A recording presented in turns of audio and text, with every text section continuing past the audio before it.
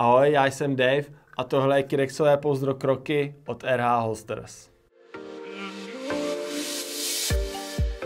Jedná se o nově navržené vnitřní Kyrexové pouzdro pro skryté nošení, určené výhradně pro nošení na břiše, konkrétně v tzv. Appendix pozici.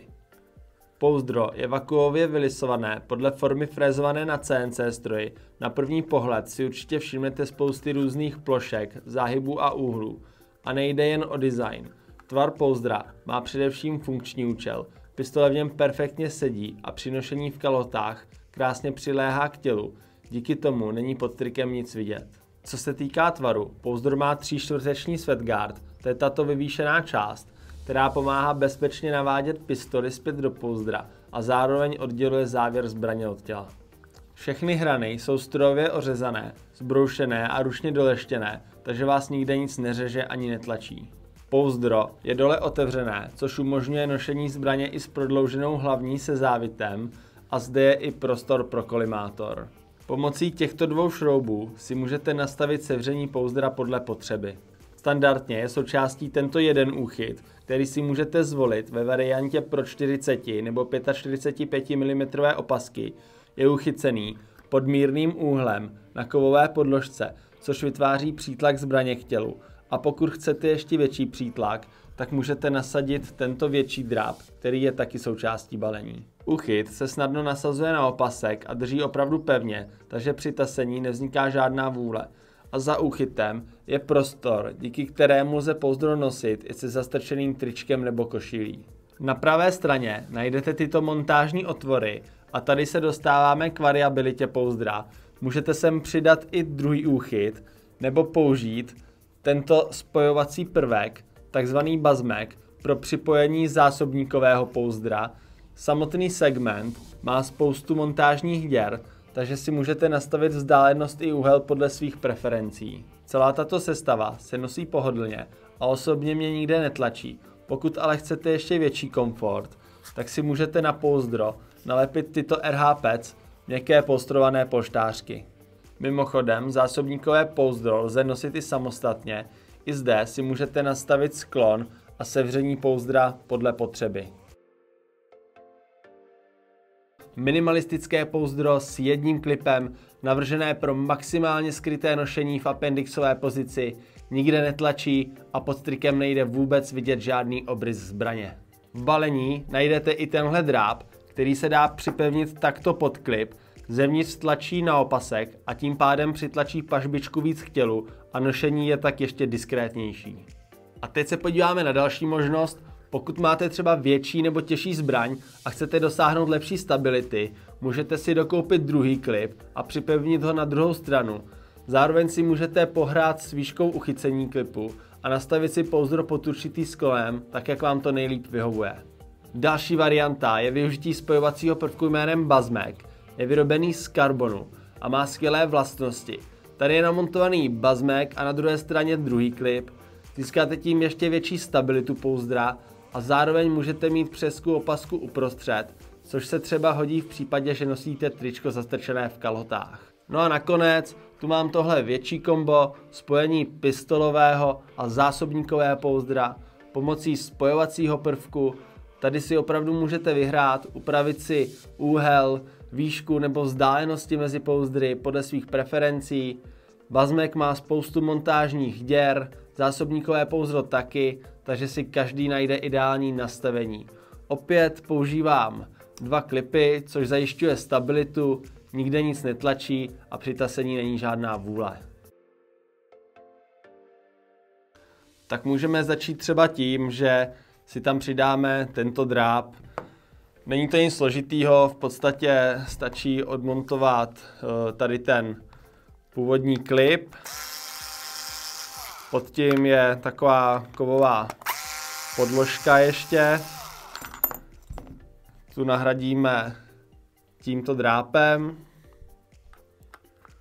Jo, tady je dobrý, že v tom pouzdře je i dost místa, protože si tam můžete strčit prst a nějakým způsobem s tím manipulovat. Tak, mám tam dráp, teďkon tam dám ještě takhle ten klip. Jo, je to trošku jako přece jenom titěrná práce, ale Věřím, že vám to půjde. Takhle si tam dám jeden šroubek, druhý. Tak doufám, že se mi to podaří na poprvé, abych to tady nezbíral.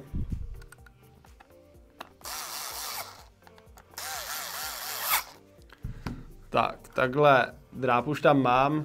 Vidíte, jak to je vyosený, takže potom, když to bude v kalhotech, tak to bude tlačit hezky do toho opasku a tím pádem pažbička potom bude ještě víc utělá. No a druhou částí je bazmek. Je to spojovací prvek, který je celý z karbonu. Má spoustu montážních děr, díky kterým si budeme moct nastavit výšku, vzdálenost, úhel. V balení jsou šroubky, matky a podložky a slouží k tomu, aby jsme mohli právě spojit pistolové pouzdro a zásobníkové pouzdro.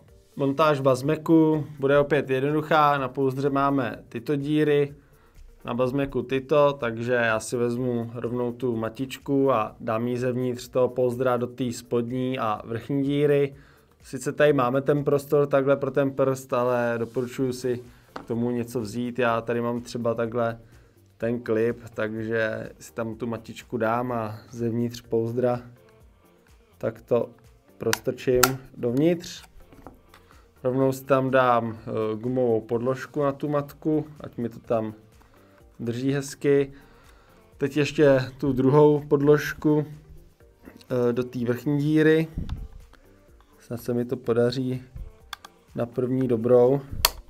A podařilo. Tak, zase opět gumovou podložku, teď už to tam takhle mám. Vezmu bazmek, jenom tak to přiložím a přišroubuju.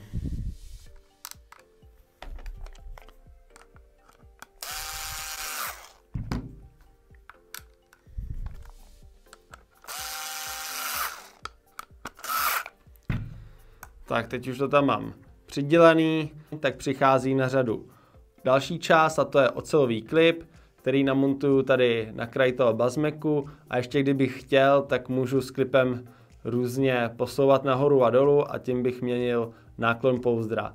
Já ale to chci mít v rovině, tak využiju díry, které jsou k tomu určeny.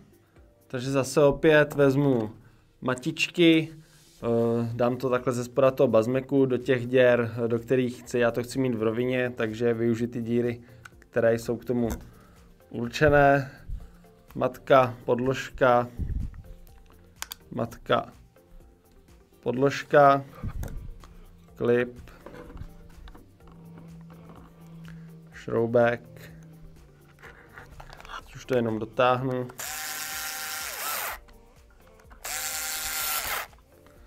Tak mám to pěkně v rovině, jak jsem to chtěl. Jo, a teďkon přijde na řadu zásobníkové pouzdro.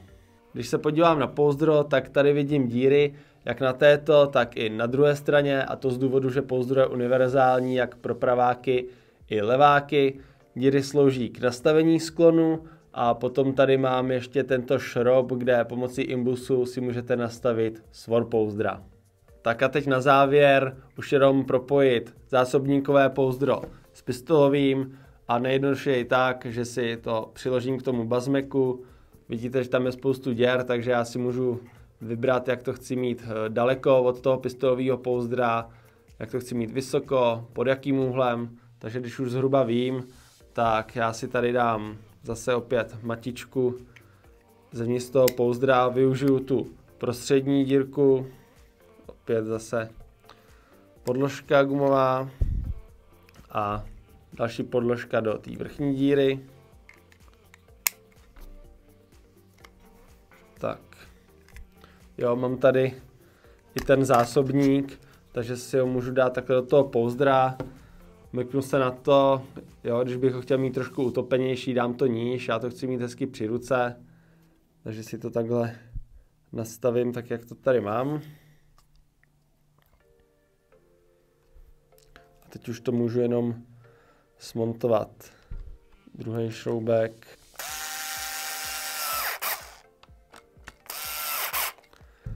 A je to, jo. Takže vidíte, takhle komplet. A teď si dáme malou ukázku, jak to vypadá v kalhotech. Já si k tomu rovnou takto stoupnu. Co se týče opasku, tak to je střelecký opasek Core, je opravdu pevný a tuhý. Je to 40 mm opasek, spony mám taky 40 mm. Záměrně nosím tu sponu na straně, protože tady pak mám víc místa a nikdy to nepřekáží, nevytváří to žádnou bouli. Co se týče Core opasku, tak dobře se s ním manipuluje. Co se týče rozepínání, je to opravdu jednoduchý, tak si ho trošku povolím. Vezmu si takto to pouzdro, strčím ho dovnitř kalhot, dám jednu sponu, nasunu na opasek, tak je tam, teď rovnou tu druhou, jo, mám tady ten dráp, takže ten bude hezky tlačit zevnitř a uvidíte potom, jak tu pažbičku bude tlačit na tělo. Teď už si opasek můžu utáhnout. Můžu dát klidně jako první zásobník střelama dopředu. Jo, vidíte, že spoustu místa tady mám pro ten úchop. To stejný pro pistoli. Pěkně ten sweatguard to navede dovnitř toho pouzdra. Tak to ze strany vidíte, že ta pažbička je opravdu u těla. To všechno vytváří ten dráp vevnitř, který tlačí vlastně na ten opasek. Tím pádem to je hezky vyúhlovaný a když dám tričko přes, tak v podstatě není vidět nějaký obrys. Tasení, spoustu místa pro ruku, takže to naprosto perfektní a nikde mě nic netlačí a je to pohodlný.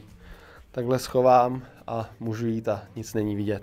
Vidíte, že tričko nemám úplně extra upnutý, ale ani ne nějak volný a není tam žádný obrys. Když si sednu, pořád je to pohodlný, takže když budete třeba za volantem, tak v sedě na cesty úplně v pohodě. To je k dnešnímu videu všechno. Já budu rád, když dáte like a odběr a dole pod videem najdete odkazy na Crokyho a všechny komponenty. Mějte se hezky a vidíme se příště. Ahoj.